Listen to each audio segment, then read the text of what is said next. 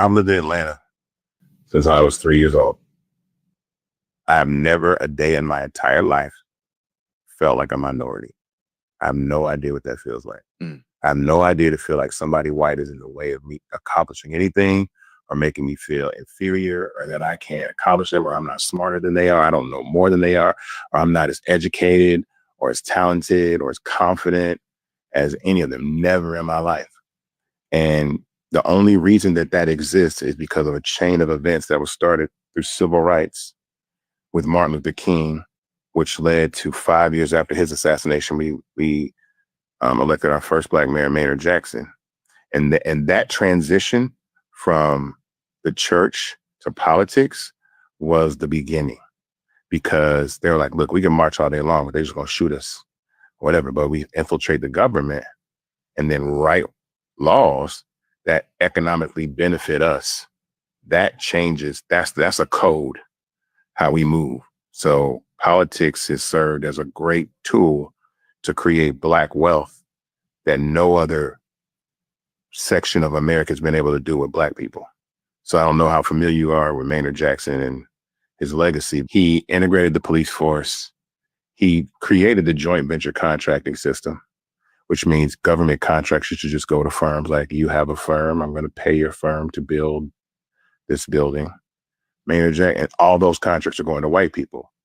And so Maynard came in and said, no, you'll get 75% of the contract, but 25% of the contract by law has to go to these Black people.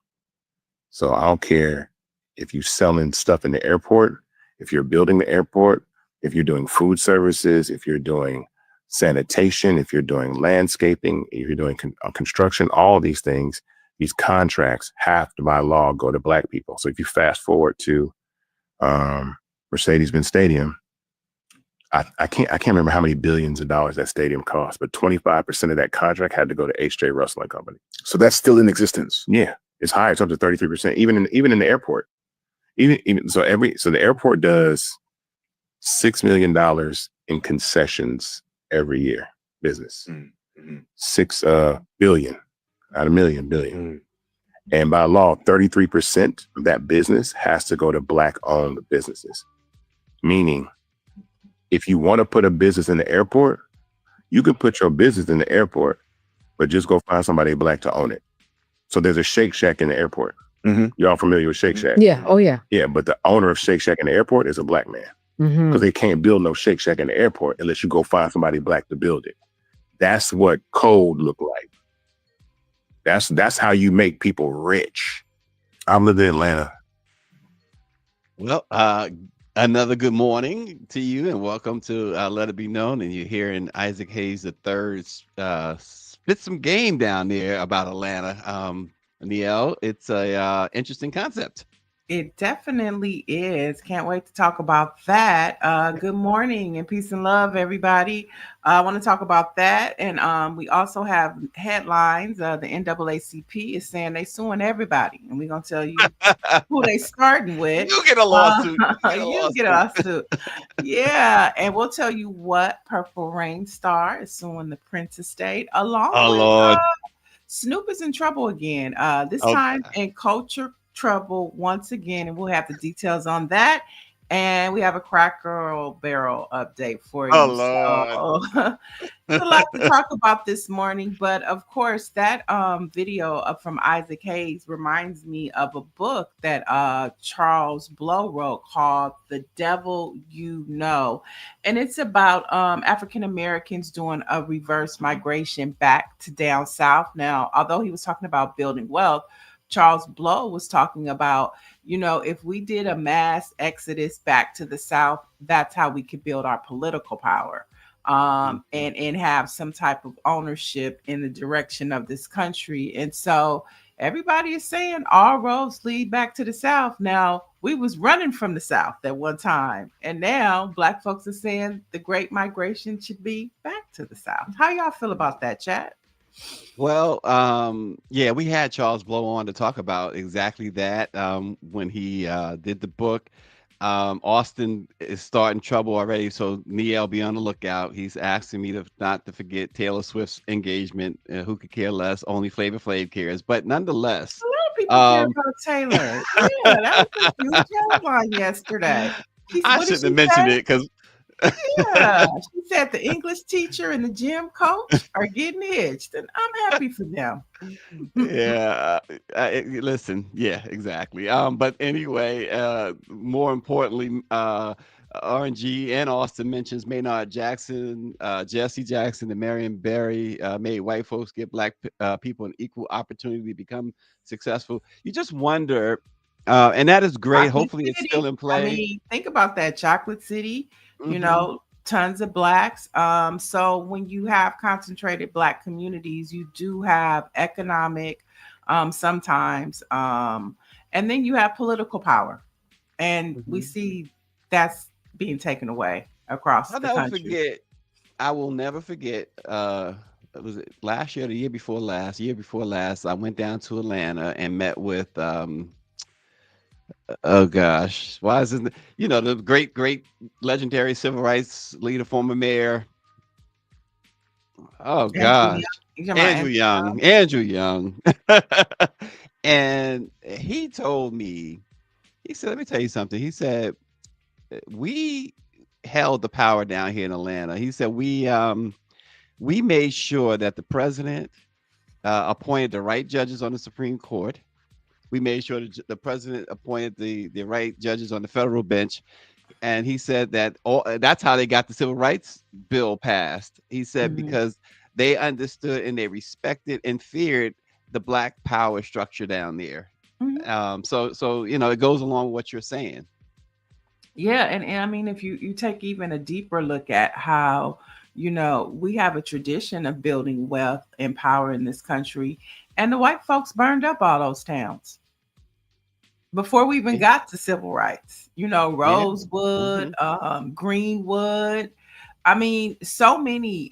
Thank God for social media. That's a good thing about social media because there are a lot of people who want to tell Black truths, Black histories, and you start to realize how many towns were decimated and destroyed by systemic racism, Hmm. right? And before we even got to the systemics, just like whites plantation, not plantation owners, but post Civil War, when black people were able to, find their ground and build community, and then realizing, okay, we can have our own black doctor, we'll have our own black lawyers, we'll have our own black banks. Communities begin to grow and thrive, and you not even have to deal with the white folks. And then they come in and they burn it all up. Yeah, yeah, yeah. Obviously, the great example is Tulsa. So yeah. Lots going on, but that was a good way of starting with that. And something very provocative to think about. Would you Mhm. be willing to pack up and migrate to where you could build black community? Because white folks is doing it right now. There's a huge story circulating about a white community being built down south. They're thinking about expanding it to different places across the country, and they don't want no brown people, no black people, and they're allowed to do it. So I mean, it's a provocative thought for us black folks to think about. But you see what this Heritage Foundation and Donald Trump and Stephen Miller's and what they have wrought upon America. It's like this stuff.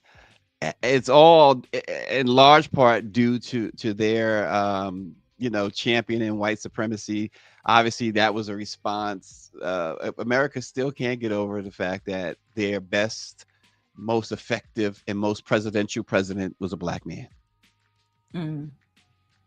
They Yeah. just can't. They can't let it go. They can't let it go. And that's just the bottom line.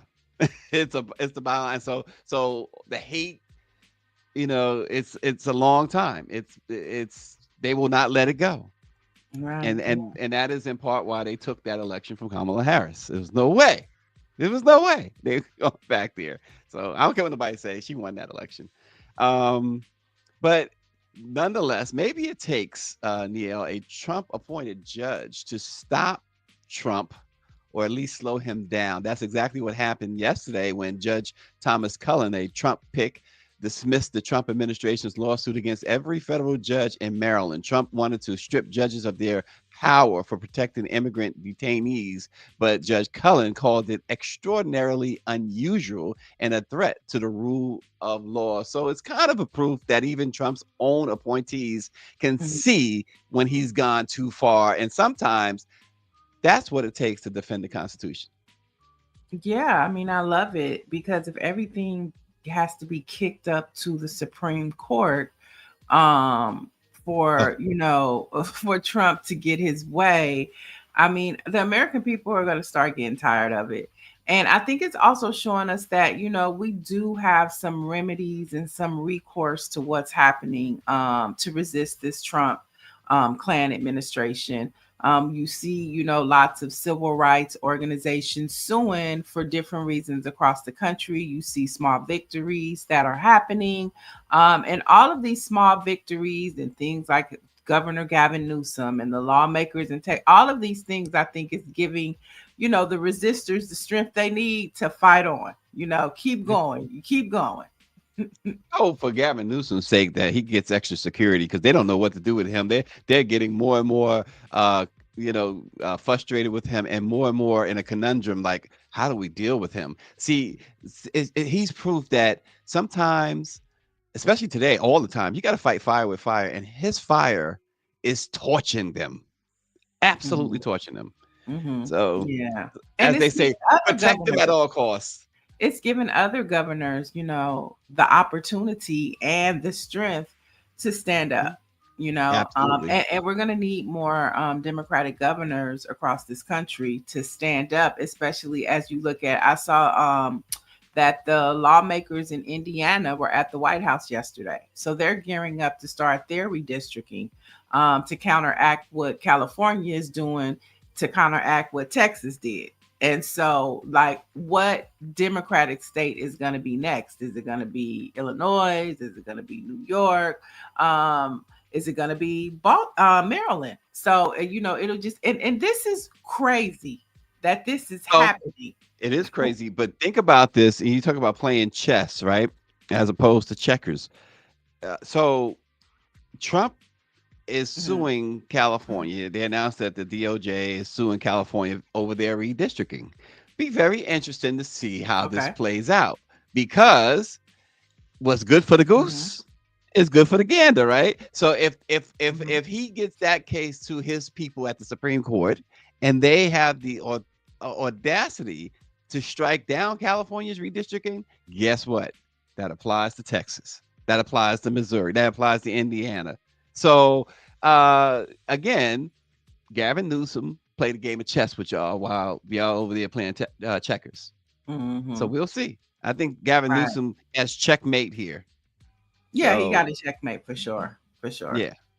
The University of Cincinnati has shut down its African American Cultural and Resource Center after these lawyers aligned with Trump banned DE&I programs. And this was a center that stood for decades and served as a safe space for Black students, a reminder of the struggle against segregation, and a bridge, I should say, to culture and community has now been totally wiped out with the stroke of a pen.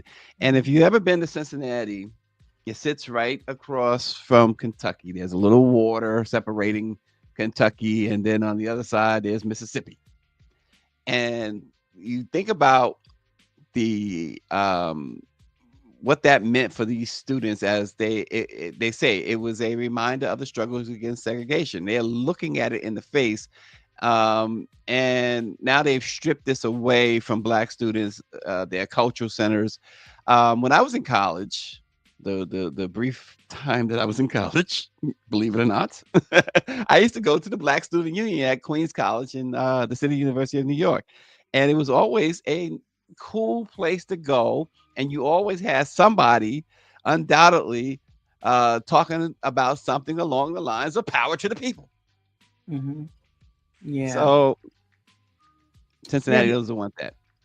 Well, I mean, I think it's also a conversation. I've seen a lot of professors on TikTok talking about how the climate of these colleges are changing and how, you know, cultural studies and Black ethnic studies, now people really showing you how they really felt about it. The other professors and things, and they're saying how, this whole DEI thing, the impact it's having on Black professors, right?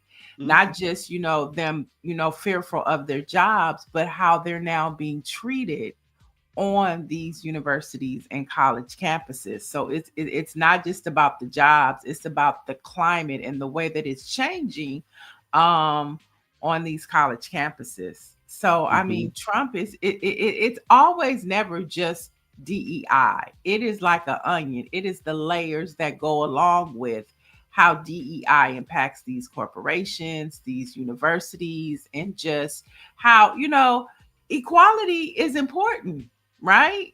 It, Mhm. it is so important. Equity is important. And we were just we feel like, okay, equality, yeah, we were just understanding, okay, no, now we want to take it further. We want some equity. Equality is cool, but give us the equity. Equity. And Yeah. now he just, tore it all back. They was like, they're going too far. And it started what you said. Barack Obama is the one that busted it all open. And they was like, they're doing too much. They're doing Yeah, too they're much. doing too much. Yep, absolutely. Yep. Empress Lorraine says that not surprised in Cincinnati, where I lived there in the 90s, they let the KKK march downtown, and RNG makes to me, it's not just a great point, but I would love to see some action on this. And you know, probably never will. But he says, I bet the University of Cincinnati will not shut down their football and basketball programs. Both programs are over 90% Black. I just wish those athletes had the ability to walk away. It would be such a statement, and it would. I Right. think it would be sort of a game changer if athletes start walking away. Right. Yeah. But it's hard Yeah. to ask of that. I'm just throwing it out there. I know it's you can't. You know, it's hard. It'd be very difficult for many of them. Yeah, I think that we're getting to that point though. I mean, I think about when you think about the Montgomery bus boycott, it was hard for people to have to walk to their jobs. It was Mhm. hard for people to say, no, I'm not going to ride the bus. And that lasted for like a year. And so sometimes hard times call for hard decisions. And Mhm. we might be getting there. When you hear the stories of these professors, when you think about the students, in a minute it might not be nothing but Black athletes on these campuses because they aren't required to let people of color in anymore. Exactly. Exactly. And, you know, for the star athlete, it would be a lot easier. Um, but you know what? You said it. The bus boycott and other things were tough. It's hard. Go Yeah. back. Let's talk. We were talking about, we started the show about, talking about the great migration back. Maybe we need to migrate back to the HBCUs. Let's just walk away from the PWIs and let's just all migrate to an HBCU and make HBCU great. You know what I'm saying? Talking about Gavin Newsom, let's use a little strategy as we the people, we the Black people. Let's do some strategy ourselves. Yeah, it's gonna call this calls for something like that. Drastic times calls for drastic measures, and it might, you know, I think something like that would probably move the needle a lot. I Really, really I do. mean, I think it really would, and I mean, that's what we need. We need some people with some strategy, some type of leadership that will motivate and move the people, and that's what like somebody like a Dr. King was. I mean, Dr. King was the poster child, but it was the win that pushed Mhm. him, right? So you still needed the Urban League, you still needed the National Council of Negro Women, you still needed the NAACP, but we had Barack Obama, but who is it now? And I'm talking about for Black people. Gavin Newsom is for America. We need a white man to fight a white man. But, we need some Black people to say, hey, I'll Yeah. follow you. Just not going to drink the Kool Aid. And RNG says there are over 125 HBCUs and over 100 football and basketball programs on the HBCUs campuses. Tell them to pick one. And, think about it. It's precedent has long ago been set. Muhammad Ali He was he was the greatest, but he was also one of the greatest sports activists there was. He spoke out. He took a stand. He had to surrender his title because he wouldn't give in. Right? Took 3 years of his prime, and he's at Jesse Owens. You know, so the precedent is there for athletes. It's a matter of whether or not they decide or feel like they should follow that precedent. I mean, you see, I got my Kaepernick right behind me.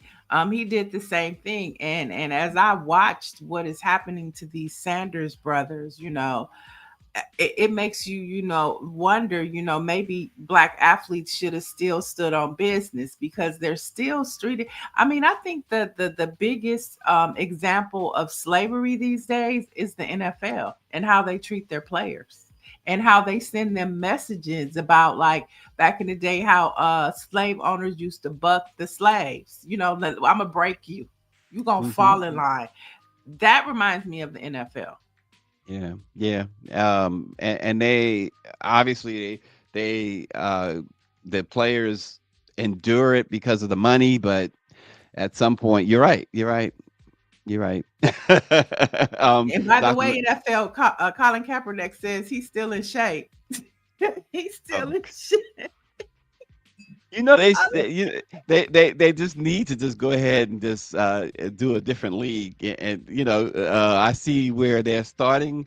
The groundwork has been laid. They're starting a women's professional baseball league now. So just as a side, when we think about other leagues, so that'll be interesting. But also, folks, very interesting thing. I wrote about this in these punishing times. Even rest has become an act of resistance for Black Americans and other marginalized groups. Sleep is more than recovery, it is survival. Several new studies are showing that sleep is essential. Poor rest fuels obesity, diabetes, and heart disease, and weakens decision making as well. And the Center on Budget and Policy Priorities warns of a triple threat to Black households: cuts to food assistance, Medicaid, and tariffs crushing Black-owned businesses. That financial stress robs people of the very sleep they need to survive. So, Niele, in today's chaos caused by this administration's agenda, doesn't just attack civil rights. It steals sleep away from folks, and with it, it steals Black lives. Right. I love that. Rest is a form resistance. I truly believe that. And so, I mean, it's important. Are you a night owl or a morning person? Neither. Oh, you're neither. Listen, Okay. I feel like I remember like my grandmother, she went to bed, the lights out at 8 o'clock, and then lights on. She's like, before, when the birds are singing 4 or 5 in the morning, she's up. I'm like, what in the world? I'd never want to be that old.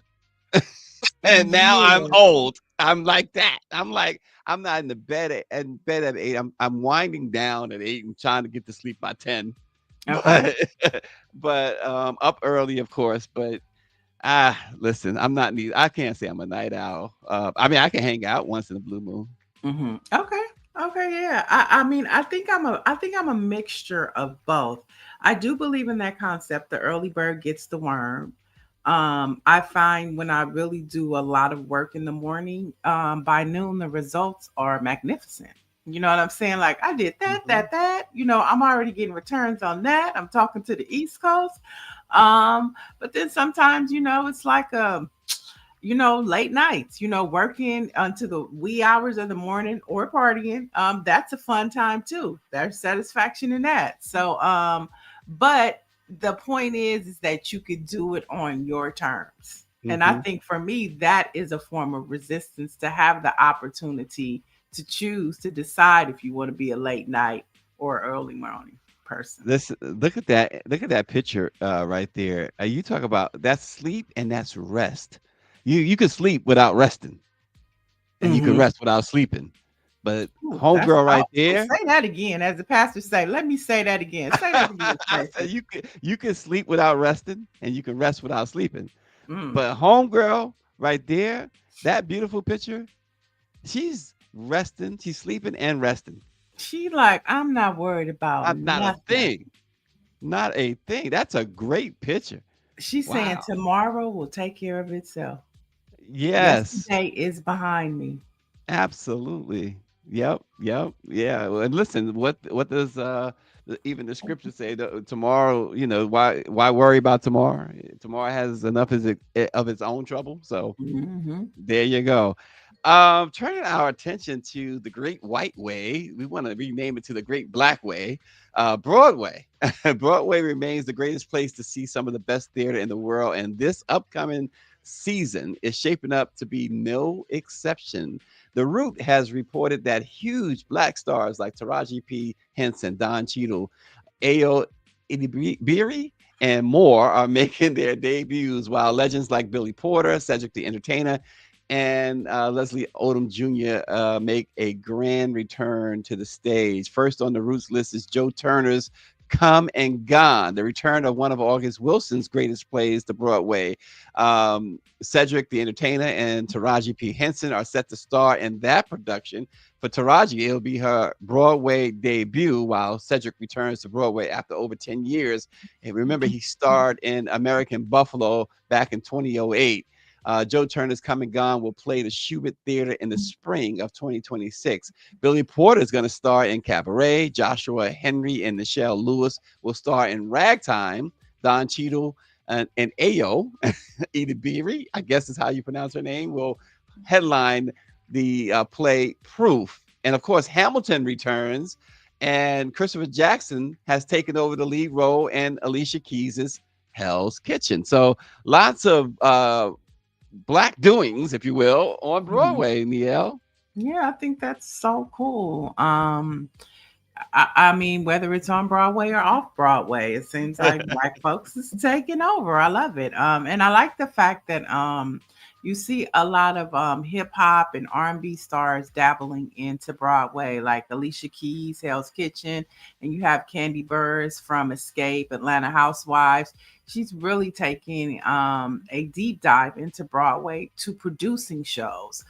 So Mhm. behind the scenes, in front of the scenes, I love how all the cultures are emerging and diving in. It's motivating the unusual suspects to check out Broadway.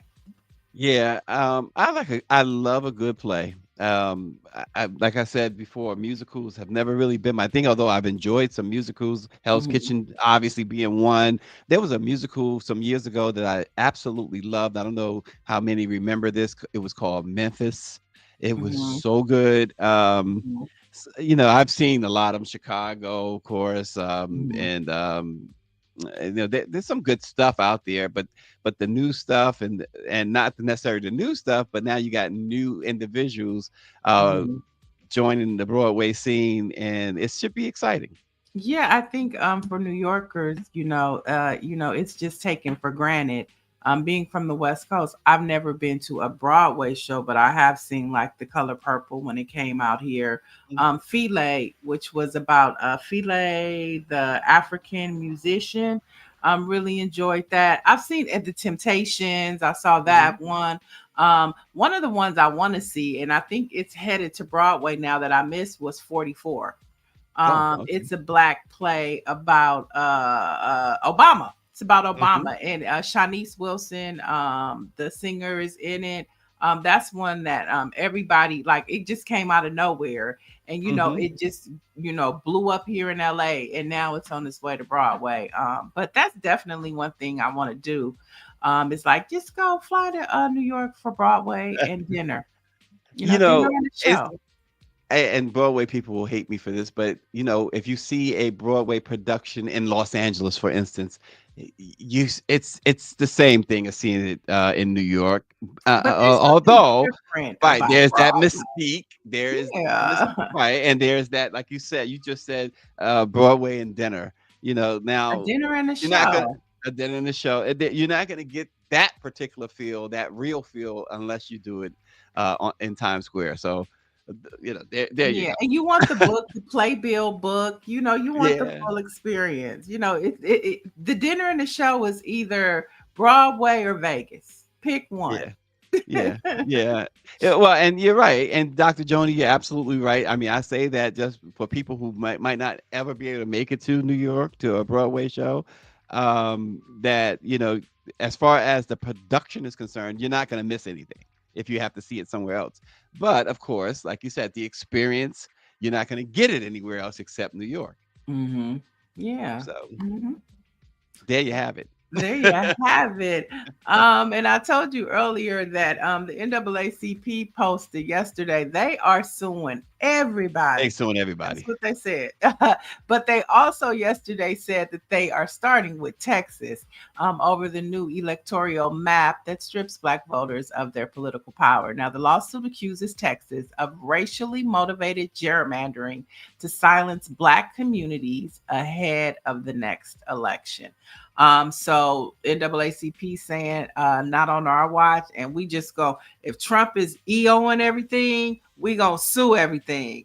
And that's what we need. Okay. Well, again, as I mentioned earlier, Trump administration is trying to sue California for its redistricting, and so the NAACP said, "Hey, we gonna sue Texas." So it's again, I think that when it all shakes out, as it's shaking out, let me put it that way. Right now, anyway, it's checkmate. Mm-hmm. Yeah. And this is how democracy works. It's fight. You got to fight for it. It said we suing everybody. That's what I said yesterday. They said that's where I got it from. I didn't make it up. They said I just caught it. I just caught it. I did not make that up. I'm slow to the draw at times. Everybody getting the lawsuit. It's we suing everybody. That's a shame. And it got the NAACP logo proudly displayed on that. Well, no, and Derek Johnson, president, and the NAACP social handle posted it. And see, that's how you have to get people engaged. Like, suing everybody. Who was everybody? Right. Donald Trump, the Klan, the administration, the Department of Justice, the Department of Education. We suing everybody. Okay, we suing Hot Wheels.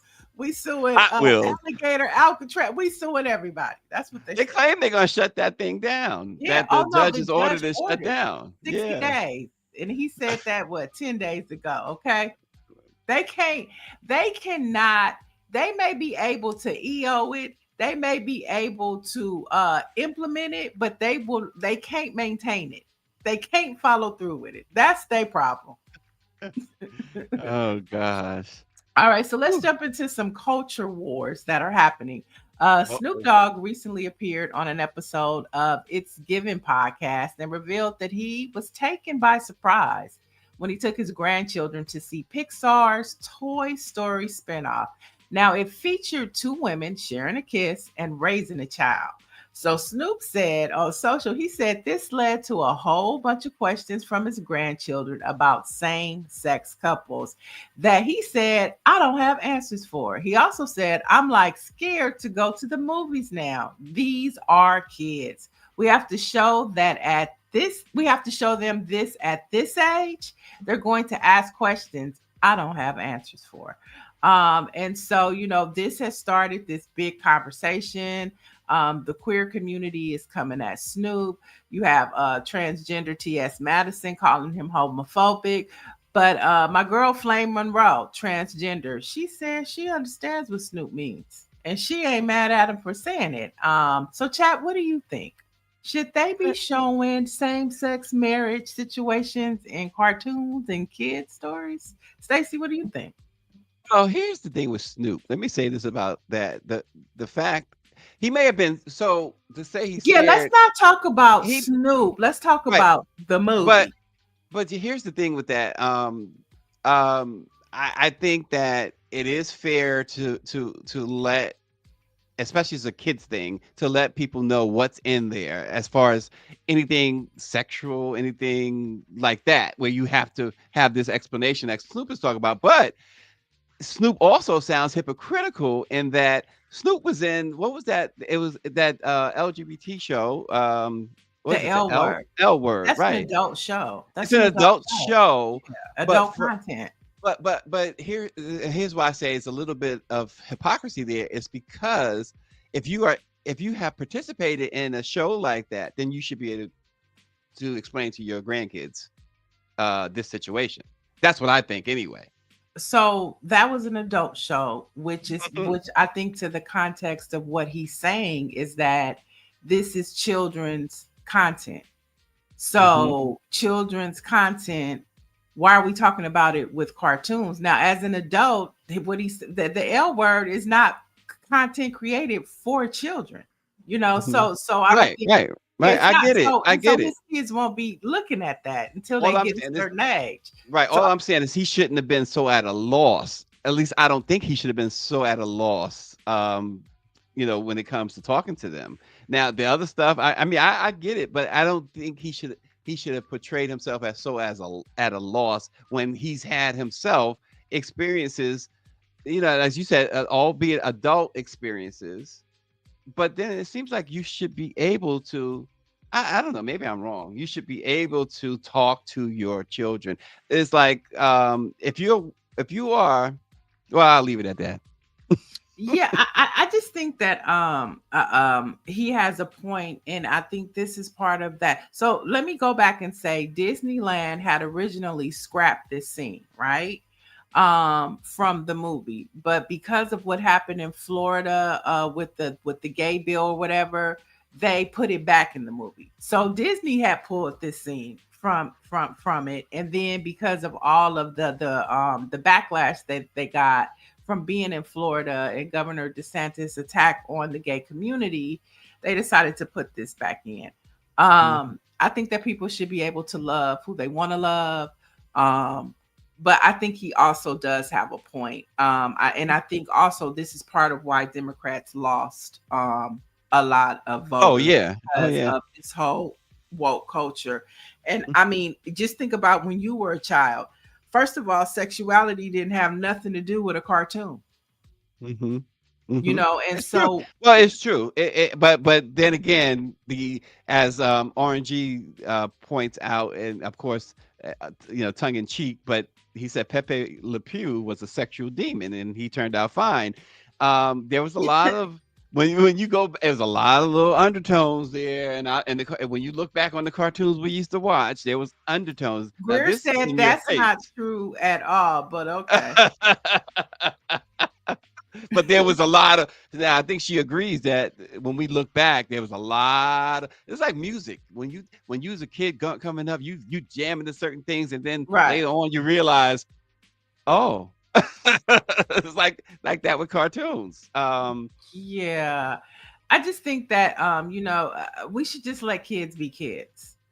You know what I'm saying? I And agree. sexuality shouldn't be something, especially if you take your kids to see, a cartoon movie, or you take your kids to go see the Smurfs. Mhm. You're not trying to give them a sex ed class in the movie. You just want to go have some popcorn, you want them to have fun, you want them to go see Jurassic Park. Why is Mhm. sexuality just so driven in young kids? I don't think it's necessary. I just don't. And that's the other question. Greer's asking where the They characters they were having sex. kissing. Yeah, They they were were kissing. kissing. Okay. And he said his grandkids was saying Papa. And they also said in the movie about, that's their kid, right? Mhm. And he said the grandson was like, Pop, what's going on? Like, it's too how they make a baby. Now, first of all, how they even know what it takes to make a baby, that's a whole other conversation. But he said it just brought up questions that he didn't know how to handle or didn't Mhm. want to handle at the time. RNG said Pepe had Diddy tendencies. He chased and kissed that skunk for 30 minutes. But uh, there were many problematic cartoons, says Aquarius Goddess, and Dr. Joni is wondering why would they know more about the bedroom if it's heterosexual people versus homosexual people? That's ridiculous. And Shanae said that maybe he can leave that conversation to the parents. Snoop can leave that conversation to the To the parents, parents, yeah. right, to have with the grandkids. And I agree with that And I wholeheartedly. think that's what I clearly that's what he did because he was like, he had no answer. He was like, I don't even want to take the grandkids to the movies no And, more. and, Leave and them to right, the- And let me say this, Dr. Marilyn, that's exactly what I was trying to express. She says that she believes, she understands what I was saying. She says, seems like if he was in a show involving the lifestyle, he should be able to articulate to children. That's what I was saying. Thank you, Dr. Marilyn. That's pretty, I know it's an adult thing, but he should be able to articulate to them.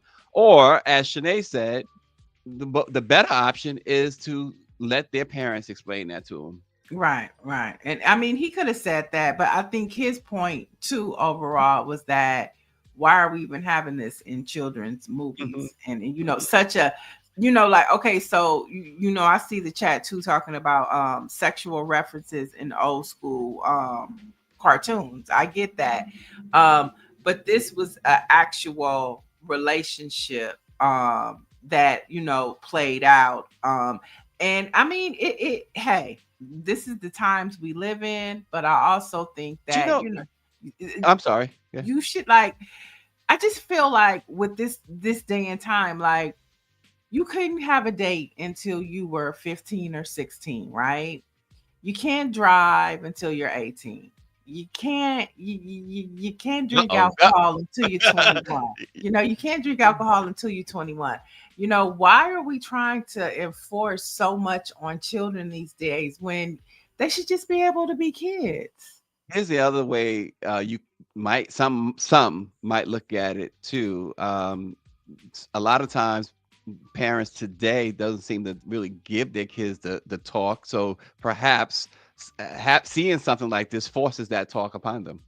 Yeah. And I mean, I guess we're living in a time too where people have to evolve because this is where we are in society. So I guess, people have to evolve. We'll see how it goes. Yeah. But I will, my last thought on it is, as I said earlier, I think Disney or whomever should also, there should be something like you have the letters, the PGs and the R's and all that, right? Yeah. The TV 14s. It should be, because when that thing comes up on your screen, TV 14, TVMA or whatever, it says L for language, this for that, right. This for, they could have something about that this will contain some of that for those who feel like they should be warned. I think that's a great idea and a great way to solve problems like this. So then if he says something like, well, did you read the rating? Did you read the ratings, Snoop? Yeah. I was told a long time ago, make sure when my kids were small, make sure you get a good preview of the movie, read about the movie before you take them to see the movie. I was always told that. Right. Parenting 101. I have a question. Since we're on this conversation and we're talking about, so 20 years from now, do you think that like the younger generation will know what it takes to make a baby? What? The way the evolution is going, do you think, because there's so many ways, do you think that, like, because they're clearly in this movie right here, it's like the little boy asking, it's you laughing, but I'm serious. No, I know. I'm not laughing at you. Believe me, I'm not laughing at you. And my question is, does it matter? Is it important to know that it takes a man and a woman to make a baby? Is it important? Well, that's I guess you gotta know. I'm not laughing at the question or at you. I'm just laughing the fact that this stuff it's amazing, because you said 20 years from now, 20 years ago, 30 years ago, we wasn't having a conversation like this. That's my point. I mean, I know, like, Pumanit says, I think we are making too much about the issue. But society is evolving. We are inclusive, which is important. I'm glad that people don't have to be in the closet. I'm glad people can speak up about who they love and who they want to love. My question is, it's just the basic circle of life and evolution. Will it matter 20 years from now that it used to take a man and a woman to make a baby? Is that important? Is that fundamental to the evolution of life, the circle of life? Is that even important anymore? That's a provocative question. It's a thought-provoking question. What on earth is my point? My point is that the circle of life. That I'm just asking. Does it matter? That's my point. Does it matter? Does it matter that it takes a man and a woman to make a baby today? Does it matter? That is my point. I'm asking a question. Does it matter? I just think that it's Aquarius obvious said that no. Aquarius said no. no, it doesn't matter. Okay. There we have it. Look, Aquarius said next topic. Next topic. It doesn't matter that it takes a man and a woman to make a baby now. I find that very interesting. Yeah, well. What you got? What else? Nancy Wall said, yes, it matters. I just want to know. I've got to know. It doesn't matter. It does not matter. I just, I think that's it. I think that's an interesting question, because that's how I just wanted to know. Thank you for telling me. We'll continue that conversation. And speaking of, we were talking about movies and parental guidance. This was one movie that I wasn't allowed to see. I was so mad. But I'm talking about the iconic Purple Rain. Now, Purple Rain star Apollonia is suing Prince's estate to ensure that she could keep that name. Now, the 66-year-old actress said in the suit filed last week that the Prince estate is mounting an aggressive campaign to keep her from continuing the use of the name. Why? Stacy, you a Prince fan. Why are they doing it? So, it's so funny because I saw that you put this on the thing. I reached out to L. Lundell McMillan, the counsel to the Prince estate. Did not hear back from Attorney McMillan, but from what all the digging I've been able to do, this is something that is created by Apollonia only. The estate, she has not done anything in years and years. She has not tried to apparently, I should say, maybe, I haven't found it, but she has not tried to, use her stage name in decades. So I think this is it appears, I'm going to say it that way. It appears this is a grab for attention, to go out and say, I'm suing them for this name. Okay. I don't think that the name is even worth much as far as, good Lord. It's like, it's not worth nothing, Stace. I really don't believe that, she can go out as Apollonia and go out and sell out arenas and stuff. I just, she, you know what? OnlyFans, go ahead. Apollonia. Good Lord. To me, it's senseless. It just seems, again, let me rephrase it. Because Apollonia might be watching me. But Apollonia, I think that this is you looking for attention. Really? That's all I can see, because I just don't see Prince's estate fighting her to go out and perform as Apollonia. She hasn't performed in ever. Well, it says the estate said that she signed over the rights to use the name in the contract she signed for Purple Rain. So clearly they are saying you can't use the name. Well, I don't know if it's clear that they're saying that. I think that something may have been brought to their attention and they just responded by saying, and again, I could be wrong, folks, but I think that from what I can gather is that it came up and they just said, look, she signed the name over. But she hasn't gone out and tried to use it. And they like the Temptations, for instance. Otis has slapped people with cease and desist left and right, trying to use a form of the Temptations name, right? Apollonia, to my knowledge, has not gone out and tried to perform under Apollonia. And Prince's estate has said cease and desist. That has not happened. I think this is a conjured up controversy. Nobody thinks of Apollonia. I think about Vanity before I think about Apollonia. Okay, Miss Sex Shooter, Stacy has spoken. Apollonia. Leave Prince estate alone. They got enough troubles. So we had a couple more comments about our conversation. And so Orange G says, by the way society is going, AI will teach them how to make kids. Okay, but AI is AI will driving me have crazy. multiple ways, though. Okay, at the rate of AI, you're not just gonna have option A, man and woman. You're gonna have a lot of options. Okay, AI is driving me absolutely. Nia, let me tell you something, real quick. You know, everybody, New York Times, everybody's using AI to do their news articles. Everybody, right? And there is certain words that keep coming up in stories that I know is AI. For instance, the word amid is used terribly uh every day, 1,000 times a day. And you open up a newspaper, go on a website, you're going to see that word 100 times. And so yesterday, somebody edited into my copy the word amid. I hit oh my gosh, I flipped out. Oh, Don't ever do that. Ever. That word is 1,000%. Is one of the like 20 words that I keep singing. It's 1,000% prohibited by me. I don't use you to write my articles. I don't use it. I use AI to help edit my articles. Yes. Okay. You know, for grammar and spelling and stuff like that and structure. Okay. But you're not writing my articles, AI. There you go. Well, AI is giving us a lot of help. Greer responded, only a man and a woman can make a baby. It matters. She says it matters. Dr. Joni says, and there are many ways to make a baby. Contrary, Greer. She said, what's important is that It kids still are requires safe a man's DNA and and a woman's have the DNA. knowledge to keep themselves safe and informed. Dr. Marilyn says those days are over, Niele, sadly. And she says, I hope I'm in heaven when that happens. So I mean, it's mixed with, I mean, we just need to determine what's important.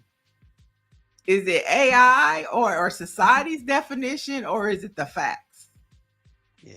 The good old fashioned facts. Mike, just real quick, Mike V. Yes, I use Grammarly often to again for spell and grammar. Yes. But go ahead, Niele. I'm sorry. No, AI, I mean, it's a great tool.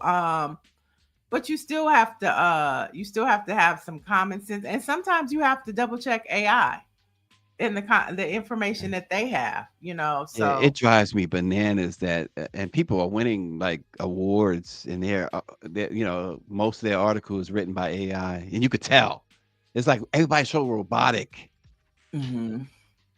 Yeah, I mean, we're evolving. You know. This is what evolving in technology is doing to us. Don't know the truth from the facts, and it's a lot going on, folks. Okay, and last but not least, it looks like Cracker Barrel is back. The Cracker and the Barrel. It's The back, Cracker and the y'all. Barrel. The Cracker and the Barrel is back. Yesterday, the company said, we thank our guests for sharing your voices and love for Cracker Barrel. We said we would listen, and we have. Our new logo is going away. And our old timer, the Cracker and the Barrel, will remain. So you gotta so the question is, did they take away the barrel temporarily just to get rid of those Epstein's files that was in it? Oh, yeah. Well, you know, it depends. You know, some of the barrels have Epstein files. Some of them might have black person. You know, it's a lot of theories. It depends on where you go, right? It depends on which Cracker Barrel. You know, if you're in the sundown town, okay, you know, you might got some black bodies in there. Yeah. Now, if you're in a liberal town, you know, there might be a whistleblower stuffing, you know, the Epstein file. I don't know, but they say, you know, check the barrel when you go to Cracker Barrel. Wow, they did all that and folded, just folded like a cheap suit. And it's funny because Black America, they had fun with it, but they were like, I'm still going to get them pancakes with the crispy edges. That's all I heard. See, I've never had the pancakes, but all I've heard is that the crispy edges are just delicious. You just got to go check it out. The white folks that push that needle. Well, RNG says Cracker Barrel is back with their Confederate cornbread and plantation pot roast. I will never eat.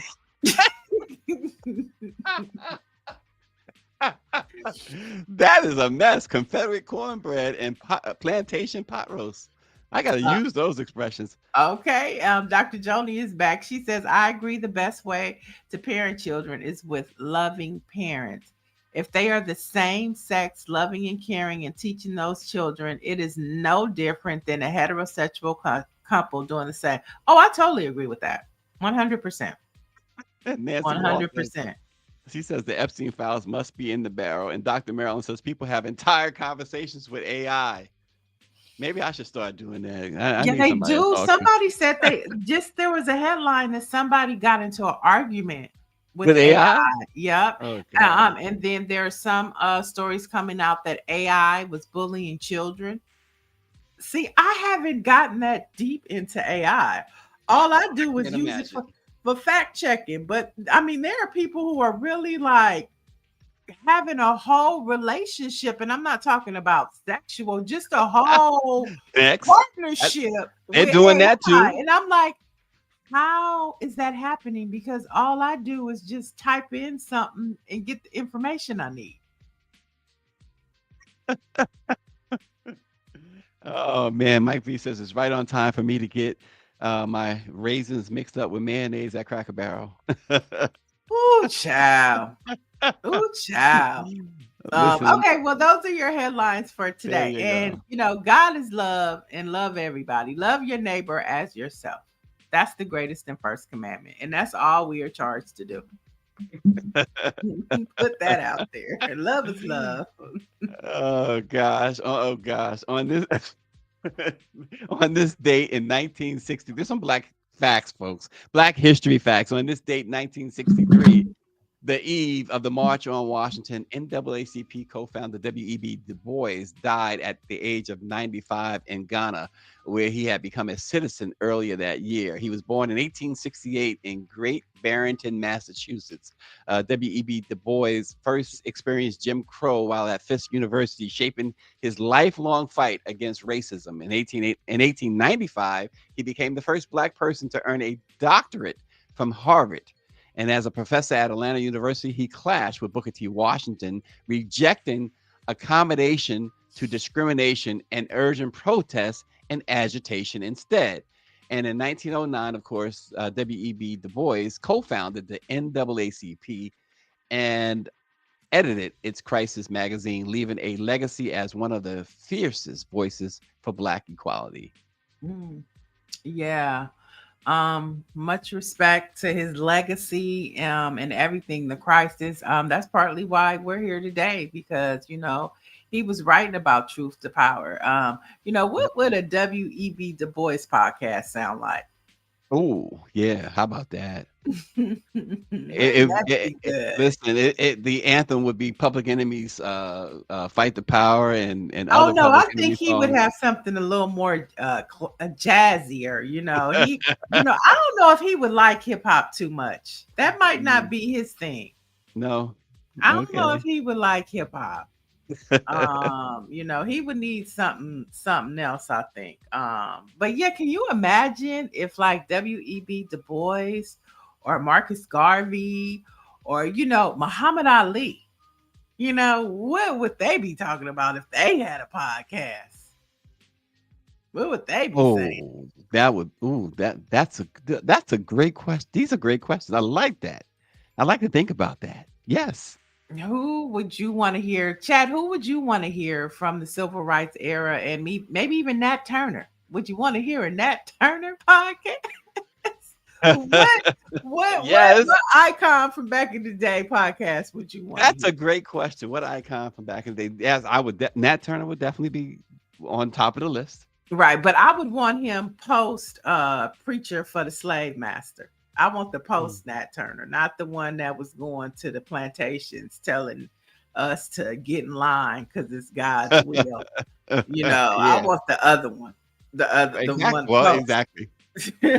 All right, you Exactly. guys. And we're also remembering an icon today. In 2020, actor Chadwick Boseman, known for his iconic role as T'Challa in Marvel's Black Panther, passed away at the age of 43. And we know he died from cancer. But his impact on the culture is forever missed. And the only reason, or in part, it's like Wakanda Forever, is because of the character that he brought to life. So we Yeah. remember him and celebrate him today. Yeah, absolutely. That is, you're right. It's a large reason why people do understand and do that. Wakanda forever. I Yep, mean, we absolutely. in Wakanda right now. Every morning we wake up. This is the state of Wakanda, y'all. This is what Wakanda feels like. We could speak. We could be free. It's no judgment. It's all love. We can disagree, but this is the state of Wakanda. It's a state of mind. Org says Thurgood Marshall. He would love to Yeah, I hear. would love to hear that too. Yep, yep. There you go. Yeah, yeah. I would want Our to hear Harriet Moses. What would oh Moses say to the people of today? yeah, yeah. Interesting stuff. Our black-owned newspaper today is the Jackson Advocate. We are staying down south. The Jackson Advocate uh, is a black-owned newspaper serving black Mississippians since 1938 with the mission to inform, record, advocate for social justice, and lead by example. Published weekly in Jackson, Mississippi.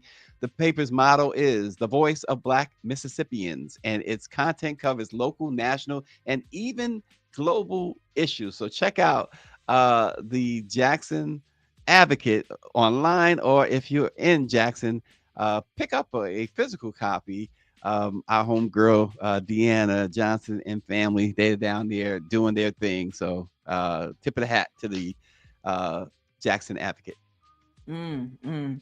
Nancy Wall said Moses would say, "Let my people go." Let my people go. Right. All right. This for the latest in Black news. You can head over to BlackPressUSA.com. We have headlines from all across the country from Black newspapers that are making the difference in telling our stories and that are saying, let our people go. So follow us on all Instagram, social media handles, and you can always go to BlackPressUSA.com. Remember, we are continuing that series on the transatlantic slave trade at BlackPressUSA.com. So check it out daily. And we're going to keep our history alive. Nobody's going to take it away from us or bury it. So there you have it. Tomorrow's Thursday. We'll see you then.